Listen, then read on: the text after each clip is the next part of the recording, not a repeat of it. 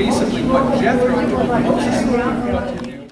I want to begin by thanking Brad Zinn for telling me the score of the soccer game. I actually had taped it, but he's going to save me 3-4 hours of watching a bunch of guys running up and down, kicking that little ball. So I do thank you for that.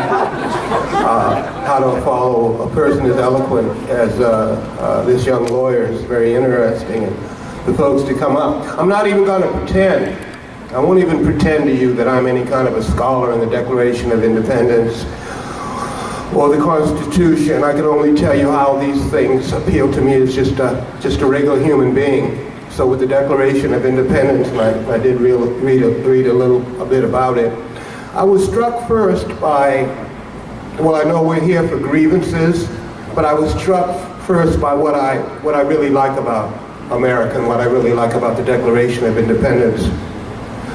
It's something you have to look at, and to be racially or racial for a second, not racist. As a black person in Boston, Massachusetts, where a lot of the impetus for this came from, I find it very, very interesting. But what I like about it is the Declaration of Independence is a prelude to a commitment. It's the power of intention. The power of any commitment starts with a declaration.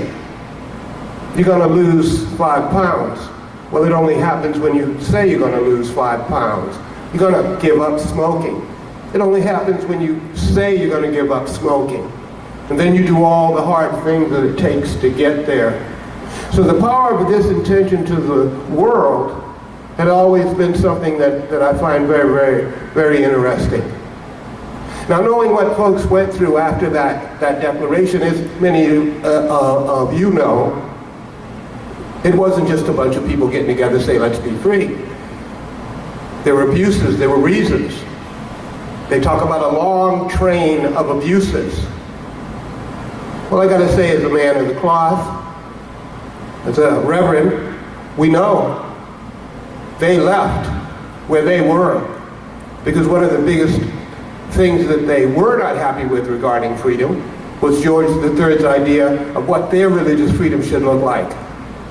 And where it didn't match up with what they thought and what they felt, it wasn't like they got on a ship and said, let's go to Disneyland. No. They said, let's go to this strange and violent place with wild savages. Let's make a land for ourselves and let's someday make ourselves free. The British, naturally, as we've seen in India, Africa, many, many other countries, weren't as happy about that. So they petitioned, like the young man said, and they appealed to their Britishness, brothers and sisters of Britain. None of that worked. I was raised in Boston, down the street and around the corner from somebody named Malcolm Little. He would grow up to be a man called Malcolm X.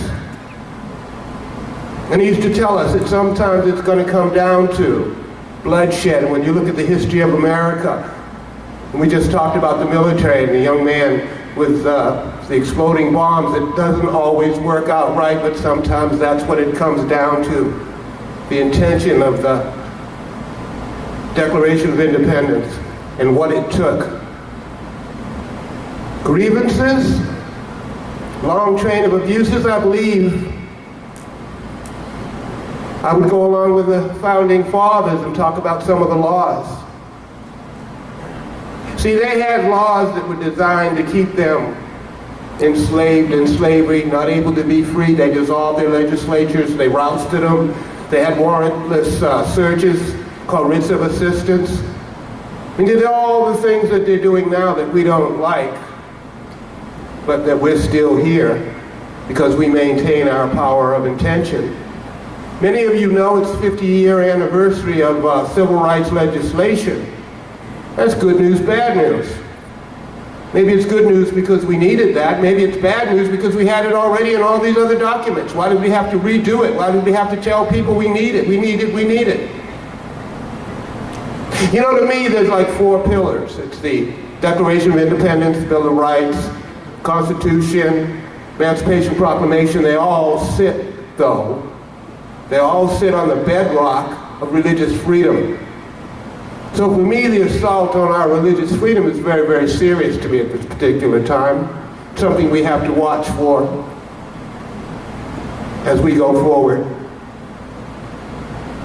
The Declaration of Independence, what a bold, bold move on our part. And in spite of the 27 grievances, it comes out that it's something that we should love and should love about America, because we've been able to share it with the world and make the world a better place. Thank you.